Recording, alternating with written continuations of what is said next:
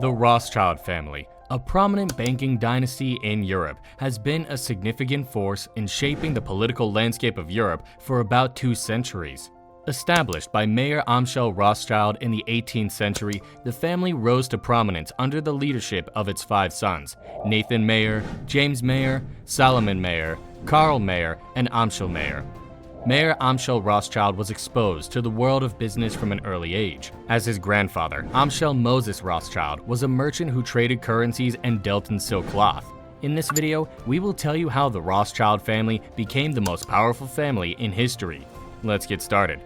Mayer moved to Hanover when he was 12 years old to begin his training as an apprentice with the prominent Jewish banking corporation Simon Wolf Oppenheimer.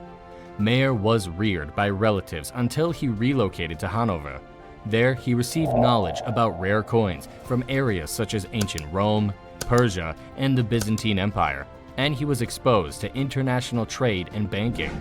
The Jewish merchants who transacted business with them were known as court Jews or court factors, which meant that they engaged with members of the nobility in their financial dealings.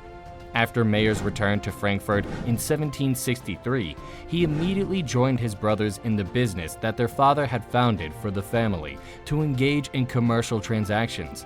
Mayer went on to have a prosperous career as a dealer in rare coins and received the patronage of Crown Prince Wilhelm of Hesse, who had previously made purchases of coins from Mayer's father. Crown Prince Wilhelm of Hesse had purchased coins from Mayer's father in the past. Mayer was able to build relationships with other members of the nobility as a result of this partnership, which also enabled him to extend the scope of the financial services offered by his company to include a broader variety of options. In 1769, Rothschild approached Wilhelm with a request to be given the position of court factor, sometimes known as crown agent. The honorary title indicated that Mayer had provided services for royalty, and it granted him permission to hang a shield bearing the coat of arms of Hesse and Hanau on his home wall. Mayer married Gutel Schamper, whose father was a money changer and court factor. The next year, in 1770, they had a total of 10 children, 5 sons and 5 daughters. Mayer Amschel Rothschild, the founder of the Rothschild family, was born in a ghetto home in Paris. His family's name is derived from the red shield painted on the door of his forefather's home. Mayer studied briefly with the intention of becoming a rabbi, but the untimely passing of both of his parents led him into an apprenticeship at a banking institution instead. Soon after becoming court factor to William IX, Landgrave of Hesse-Kassel, Mayer formed a pattern that his family would follow so successfully: to do business with reigning families by preference and to father as many sons as possible who could take care of the family's many business activities abroad. The 5 sons of Mayer began their careers in the financial industry as dealers in luxury goods, traders in coins and commercial papers, and finally, bankers. The French Revolution and the Napoleonic Wars from 1792 to 1815 brought Mayer and his sons an incredible amount of good fortune. While Nathan created a branch in London in 1804, Jacob settled in Paris in 1811. Solomon and Karl built offices in Vienna and Naples respectively in the 1820s, and Mayer and his eldest son Amschel controlled the expanding firm from Frankfurt. For the Rothschilds, the wars meant loans to warring princes, smuggling as well as legal trading in key products such as wheat, cotton, colonial produce, and arms, and the transfer of international payments between the British Isles and the continent, which Napoleon unsuccessfully attempted to close off to British trade. The end of the war had a profound impact on the expanding Rothschild business. The banking firm maintained its international business transactions, but also became increasingly active as an agent in the purchase and sale of government securities.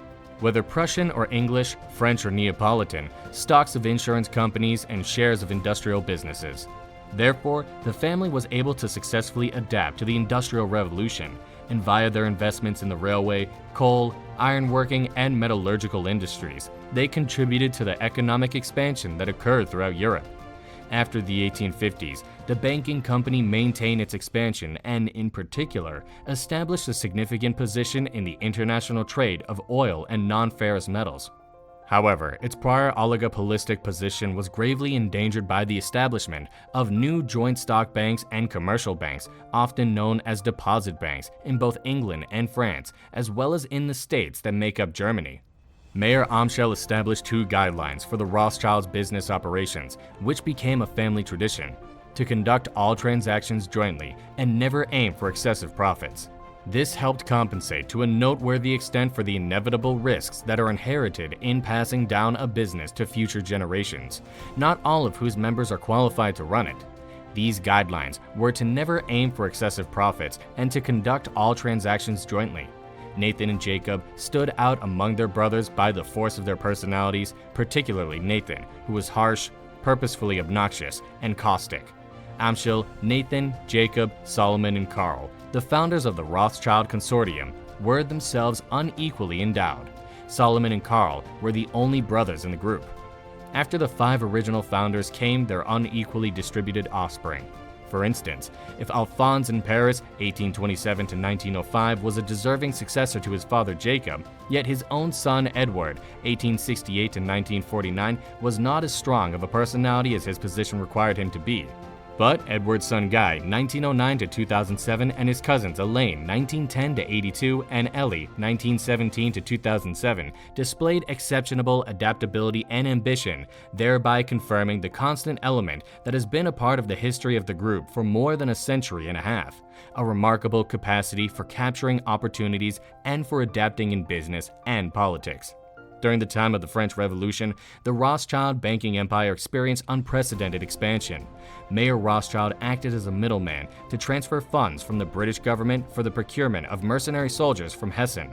At the beginning of the 1800s, Rothschild relocated some of his sons to other cities, including Naples, Vienna, Paris, and London. He also retained one son in Frankfurt. As a result, the 5 linked branches effectively became the first bank to cross national boundaries. Over the course of several centuries, the Rothschild family had a sufficient chance to accumulate bonds and generate further riches in a variety of businesses, thanks to the fact that they were lending money to governments so that they could support military actions. Mayer Rothschild left very specific instructions for his successors regarding how they should manage the family's wealth before he passed away. Because he was adamant about keeping the wealth inside the family, he devised a stringent patrilineal system of succession in his will. According to this system, title and property could only be passed down through the male line, and male descendants' female offspring were barred from inheriting anything directly. This resulted in an increase in the number of marriages that took place within the family. That's it for today. What are your thoughts about the Rothschild Dynasty? Have you ever heard about their history before? Please tell us what you think in the areas below. Please like and share our videos. Don't forget to subscribe to our channel and press the bell icon for regular updates. Thanks for watching.